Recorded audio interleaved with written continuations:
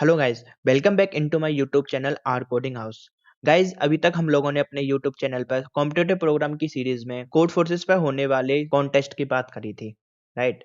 जो भी वहाँ पे कॉन्टेस्ट हुआ करते थे तो आपको यहाँ पे प्रॉब्लम से रिलेटेड सॉल्यूशन और आपको उस प्रॉब्लम का लिंक आपको यहाँ पे हमारे यूट्यूब चैनल पर मिल जाया करता, राइट।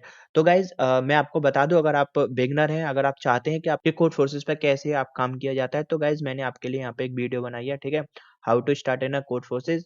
तो आप यहाँ पे जाकर के इस वीडियो को चेकआउट कर सकते हैं, इसको वॉच कर सकते हैं, राइट। तो ये आपको गाइड करेगी कि कोड फोर्सेस पे कैसे स्टार्ट किया जाता है। तो गाइज आज से हम यहाँ से एक न्यू कंसेप्ट स्टार्ट करने जा रहे हैं, ठीक है। तो गाइज आज से हम यहाँ पे बात करेंगे डेटा स्ट्रक्चर के इंपॉर्टेंट क्वेश्चन को डिस्कस करेंगे, राइट। और यही आपको बहुत हेल्प करता है प्रॉब्लम को सॉल्व करने में, राइट। तो चलिए यहाँ से हम पीपीटी ओपन कर लेते हैं और आज का एजेंडा यहाँ से डिस्कस करते हैं।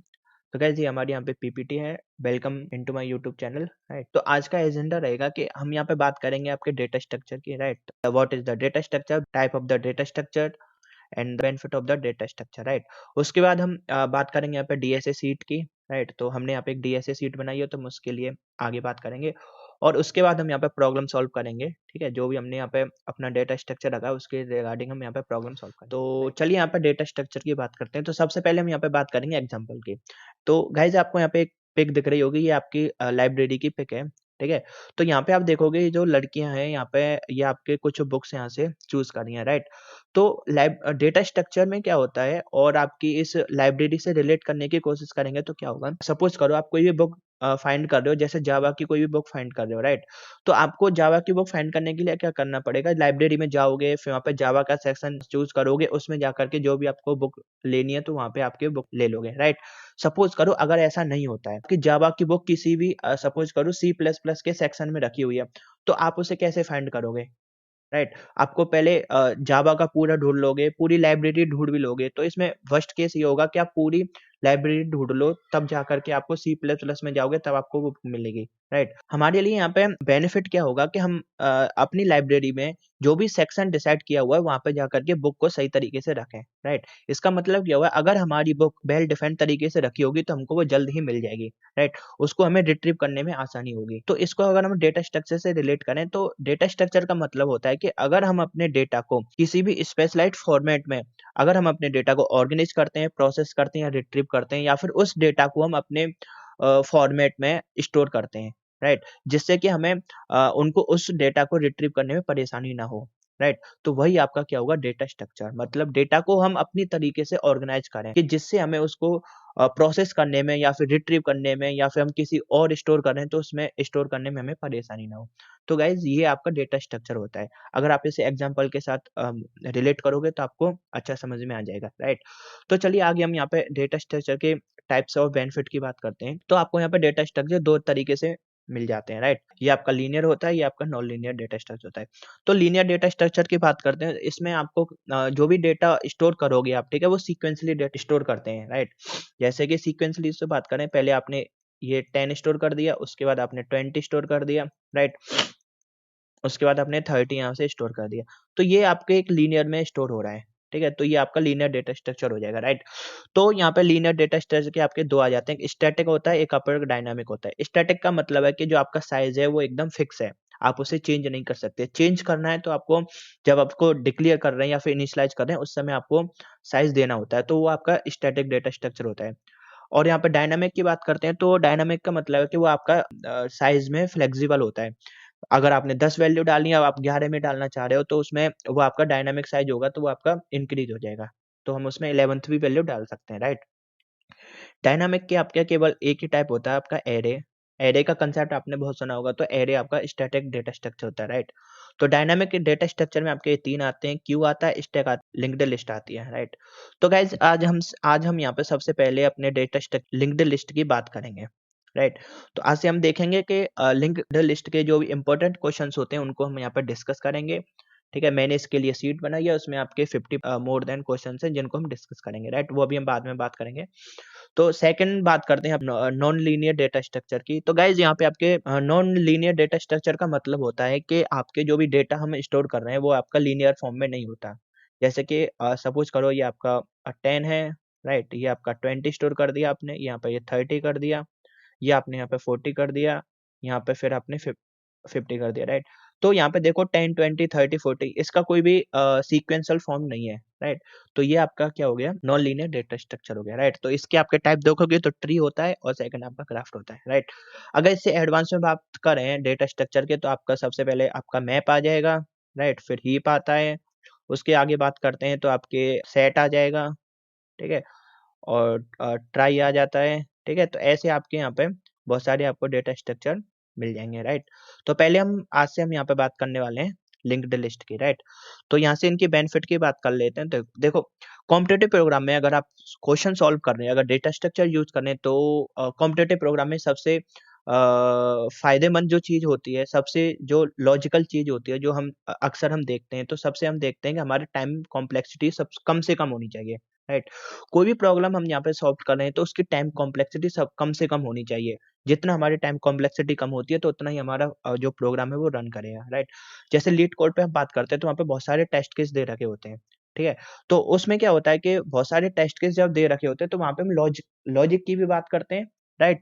और साथ-साथ हम उसकी जो टाइम कॉम्प्लेक्सिटी है उसकी भी बात करते हैं, ठीक है? तो वहाँ पे जो प्रॉब्लम का जो सॉल्यूशन है वो आपका एक्यूरेट होता है।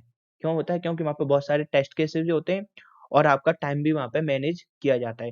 तो टाइम कॉम्प्लेक्सिटी की बात करते हैं तो कॉम डेटा स्ट्रक्चर का यूज़ करते हैं हम टाइम कॉम्प्लेक्सिटी रिड्यूस कर सकते हैं, राइट? तो जैसे यहाँ पे बात करते हैं किसी भी प्रॉब्लम की, अगर सपोज़ करो आपको एक एरे दे रखा है, राइट? जैसे कि आपको कोई भी एरे दे रखा है 10, 20, 30 एंड 20, राइट? ये कोई भी एक एरे दे रखा है। अब यहाँ से बोलते हैं कि आपको मैक्सिमम ऑकरेंस एलिमेंट बताना है कि इस एरे में कौन-सा मैक्सिमम ऑकरेंस एलिमेंट है, राइट? ये कोई भी आपका एरे दे रखा है।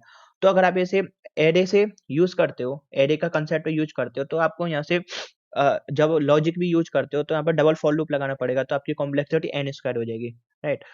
और यहीं पे अगर आप मैप का यूज़ करोगे, राइट? अगर हम यहाँ पे मैप का यूज़ करते हैं, तो वो आपको वेग ऑफ 1 में ही आंसर दे देगा कि मैक्सिमम ऑकरेंस कौन-सा एलिमेंट है। तो कहाँ आप देख रहे हो n स्क्वायर से आपकी n भी हो जाएगी और आपकी 1 भी हो जाएगी, राइट? तो ये कॉम्प्लेक्सिटी देखो कितना डिक्रीज़ हो रही है। तो यही फ़ायदा होता है अगर हम डेटा स्ट्रक्चर यूज़ कर रहे हैं, राइट? तो अब सेकंड बेनिफिट बात करते हैं manipulation of the large data is easier. Suppose करो आपके साथ बहुत सारा डेटा है, ठीक है? तो अगर हम उसको मैनिपुलेट करना है या फिर उसे रिट्रीव करना है और कुछ उसमें प्रोसेस करना है तो लार्ज डेटा को हम यहाँ पे ईज़ियली मैनिपुलेट कर सकते हैं, राइट? सपोज़ करो आपको 10,000 एलिमेंट्स दे रखे हैं, राइट? तो आपको उसमें से जो भी आपके रिपीटेड एलिमेंट है वो डिलीट करने हैं, राइट? तो अब उनको हम एरे के साथ यूज़ करने बैठेंगे, एरे कांसेप्ट यूज़ करेंगे तो बहुत टाइम लग जाएगा, राइट? तो उसके लिए हम यहाँ पे सेट यूज़ कर लेंगे, अपना डेटा स्ट्रक्चर है सेट, ठीक है? उसको यूज़ करेंगे तो हमारे जो भी रिपीटेड डेटा होंगे वो वहाँ से डिलीट हो जाएँगे, राइट? क्योंकि सेट की प्रॉपर्टी होती है वो आपके रिपीटेड डेटा को अपने अंदर स्टोर नहीं करता, केवल यूनिक वैल्यूज़ ही वो अपने अंदर स्टोर करता है। तो गाइज़ ये आपके यहाँ पे डेटा स्ट्रक्चर के बेनिफिट्स थे। तो आज हम अब फिर से हम यहाँ पे सेकंड बात करने वाले हैं overview of the data DSA sheet. तो गाइज़ अभी मैंने आपको बताया था हम यहाँ पे लिंक्ड लिस्ट की बात करने वाले हैं, ठीक है? तो ये मैंने यहाँ पे कुछ प्रॉब्लम ऑफ द सेट यहाँ पे मैंने स्टोर करी है, राइट? तो मैंने यहाँ से 2 प्लेटफ़ॉर्म का यूज़ किया है। इसे मैं थोड़ा और रिड्यूस कर लेता हूँ। पहला आपका gigs for gigs platform use किया है और सेकंड आपका लीड कोड यूज़ किया है, राइट? तो यहाँ पे आप देखोगे 30 जो प्रॉब्लम्स हैं वो आपकी गिग्स फॉर गिग्स की हैं और आपकी जो 25 प्रॉब्लम्स हैं ये आपकी लीड कोड की हैं। तो एप्रॉक्सली बात करें तो आपकी 50 प्लस यहाँ पे प्रॉब्लम्स है आपकी यहाँ पे लिंक्ड लिस्ट से रिलेटेड है। ठीक है गाइज़? तो आज से हम क्या करने वाले हैं कि एक सीरीज़ स्टार्ट करेंगे, ठीक है? डेटा स्ट्रक्चर की, जिसमें हम अपने एक-एक करके सारे डेटा स्ट्रक्चर के जो इम्पोर्टेंट क्वेश्चन्स होते हैं, उनको हम यहाँ पर डिस्कस करेंगे, राइट? और उनकी जो सॉल्यूशन है, उनका जो आपका जो कोड है, वो हम यहाँ पे एक्सप्लेनेशन है, वो हम वीडियो में बात करेंगे, ठीक है? और उसके बाद अगर आप डिस्क्रिप्शन में चेक करोगे वीडियो का, तो आपको वहाँ पे एक लिंक मिलेगी मेरे गिटहब की, आप वहाँ पे जा कर के उसका सॉल्यूशन देख सकते हो, राइट?